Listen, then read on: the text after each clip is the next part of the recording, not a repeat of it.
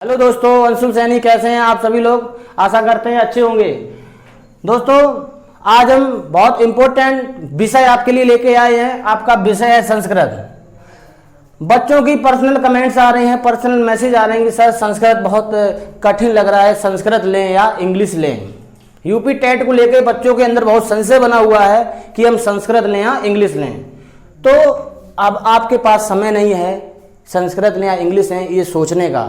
अब आपको जो लेना है वो ले लो, अपना रुचियात्मक सब्जेक्ट। जैसे कि अगर आपका संस्कृत और इंग्लिश में दोनों में कोई भी नहीं आता है तो आप भाई संस्कृत चूज करिए।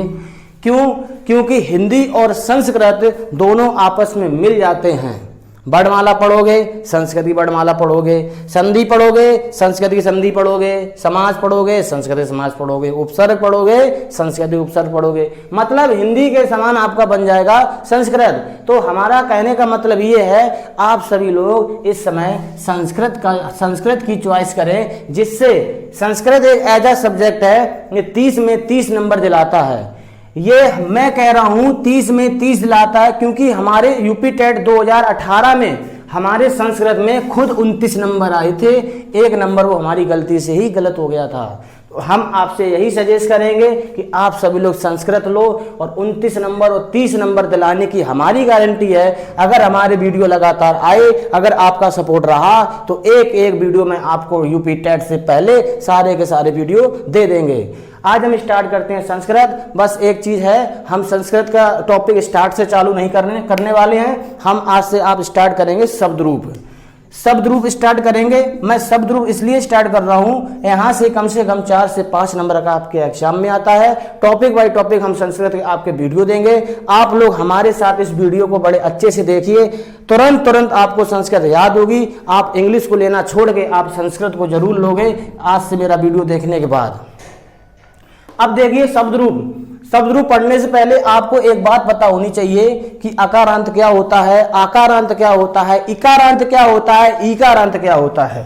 जैसे मैंने कह दिया अकारांत पुल्लिंग, हमने कह दिया अकारांत पुल्लिंग, यहाँ पे छोटा आया, मतलब अब यहाँ पे ऐसा शब्द आएगा जिसके पीछे छोटा आ आएगा। अब जैसे राम आया, किसी शब्द को अगर तोड़ोगे तो ऐसे करके बनता है माधन आ, मतलब पीछे क्या आ रहा है, छोटा आ रहा है, तो क्या बनेगा, अकारांत बनेगा, मतलब छोटा आ ही बनेगा।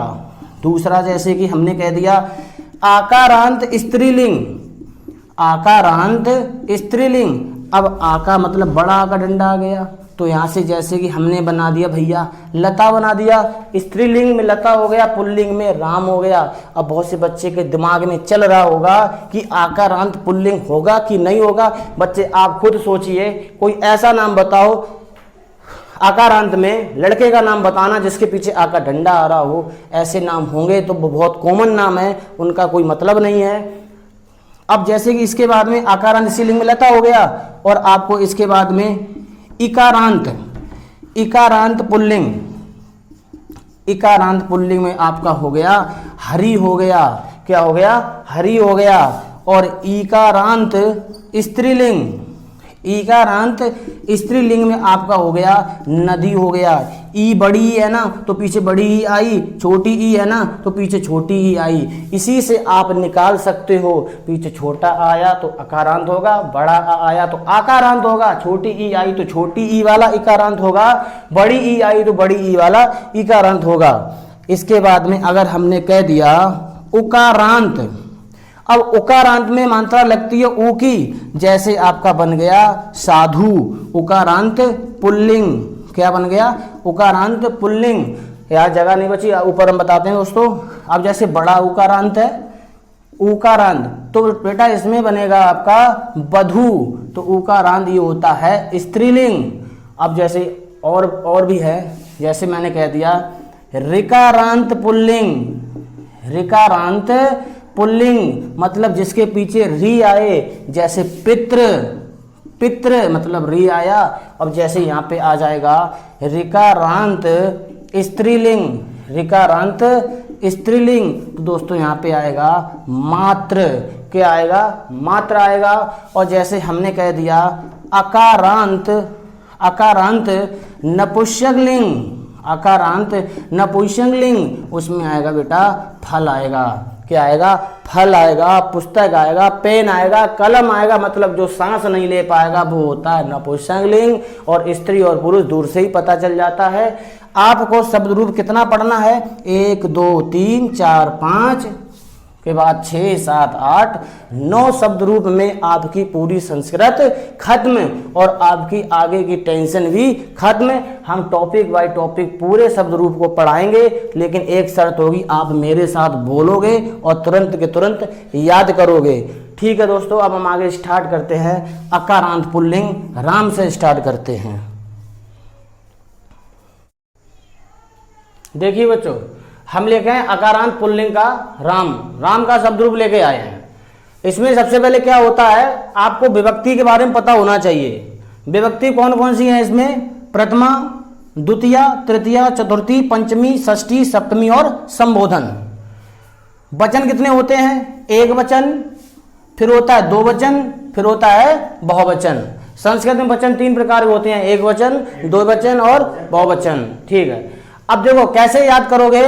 सबसे पहले आपको इसकी सीरीज याद करनी पड़ेगी। अगर आप इसको हल्के में लोगे और मजाक में लोगे तो आपको शब्द रूप कभी ये जिंदगी में याद नहीं होंगे। आप लोग अब सीरियस हो जाओ, आपका के लिए समय बहुत कम बचा है यूपी टेट के लिए। तो सबसे पहले स्टार्ट करो। कैसे याद करोगे? पहले हम बोलेंगे, फिर आप लोग खुद इसको बोलोगे और आज ही अभी के अभी याद करोगे। जैसे कैसे बोला जाता है? ऐसे बोला जाता है, रामा रामम रामेण रामाय। 4 लाइन कैसे बोली जाएंगी? रामा रामम रामेण रामाय, रामा रामम रामेण रामाय। कम से कम 10 बार बोलो इसको। रामा रामम रामेण रामाय, रामा रामम रामेण रामाय, रामा रामम रामेण रामाय। ये 4 लाइन हो गई। रामा रामम रामेण रामाय। फिर 4 लाइन नीचे की, रामात रामस्य रामे रामा, रामात रामस्य रामे रामा, रामत रामस्य रामे रामा, रामात रामस्य रामे रामा, रामात रामस्य रामे रामा। अब मेरे साथ बोलना है, रामा रामम रामेण रामाय, रामात रामस्य रामे रामा, रामम रामम सॉरी दोबारा पढ़ो, रामा रामम रामेण रामाय, रामात रामस्य रामे रामा। मजा आ रहा होगा, ऐसी फिर पढ़ो, रामा रामम रामेण रामाय, रामात रामस्य रामे रामा। अब एक बार हम बोलेंगे शुरू से पूरा, फिर तुम लोग बोल कोशिश करना। रामा रामम रामेण रामाय, रामात रामस्य रामे रामा। अब ऐसे करके फिर बोल के देखो, रामा रामम रामेण रामाय, रामात रामस्य रामे रामा। एक सांस में पता होना चाहिए कौन सा? रामा रामम रामेण रामाय, रामात रामस्य रामे रामा, रामा रामम रामेण रामाय, रामात रामस्य रामे रामा। बहुत सिंपल है दोस्तों, अगर इसको सही से याद किया जाए तो कैसे याद होगा? रामा रामम रामेण रामाय, रामात रामस्य रामे रामा। कैसे? रामा रामम रामेण रामाय, रामात रामस्य रामे रामा। कम से कम 10 बार बोलिए, रामा रामम रामेण रामाय, रामा रामम रामेण रामाय, रामात रामस्य रामे रामा। पहली लाइन में क्या था? रामा रामम रामेण रामाय। दूसरी लाइन में रामात रामस्य रामे रामा। 8 हो गए। अब शुरू से बोल लो, रामा रामम रामेण रामाय, रामात रामस्य रामे रामा। आशा करते हैं दोस्तों समझ में आया होगा। अब आते हैं दो वचन में। पेपर में क्वेश्चन कैसे पूछा जाता है कि राम कहेगा, राम शब्द के द्वितीय विभक्ति का एक वचन बताओ। तो द्वितीय विभक्ति का एक वचन क्या है? रामम। पूछेगा पंचमी विभक्ति का एक वचन बताओ तो क्या होगा? रामात। पूछेगा सप्तमी विभक्ति का एक वचन बताओ तो क्या होगा? रामे। अगर किसी का भी पूछे, मान लो सप्तमी का पूछे, तो आप शुरू से पढ़ो, रामा रामम रामेण रामाय, रामात रामस्य रामे रामा, रामा रामम रामेण रामाय, रामत रामस्य रामे रामा। दूसरी लाइन क्या होती है दो वचन की? देखो पहले क्या लिखा? रामो रामो। क्या लिखा? रामो रामो, रामाभ्याम रामाभ्याम रामाभ्याम 3 बार, रामाभ्याम रामाभ्याम रामाभ्याम। फिर क्या है? रामयो रामयो हे रामो, रामयो रामयो हे रामो। तो वो हे अपने आप से लगा लिया करो, हे हम नहीं लगाते हैं, वैसे जुगाड़ बिना हे से जल्दी याद हो जाता है। दूसरी लाइन बहुत सिंपल है, रामो रामो रामाभ्याम रामाभ्याम रामाभ्याम रामयो रामयो हे रामो। बहुत सिंपल है दूसरी लाइन। तीसरी लाइन बेटा मोस्ट इंपोर्टेंट होती है। ये 3 पेपर में अक्सर पूछे जाते हैं।